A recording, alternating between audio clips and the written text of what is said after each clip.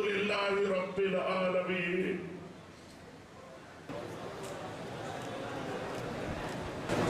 আমাদের ফিলিস্তিনের ভাই বোন, মা বোন, শিশুদের বিরুদ্ধে ইসরায়েলি যে অপশক্তি, যে পাশবিক গণহত্যা চালাচ্ছে, মহান আল্লাহ পাক যেন আমাদের ফিলিস্তিনি ভাই বোনদেরকে, নারী এবং শিশুদেরকে রক্ষা করেন এবং তাদেরকে মুক্ত স্বাধীনভাবে তাদের স্বাধীন ভূখণ্ডে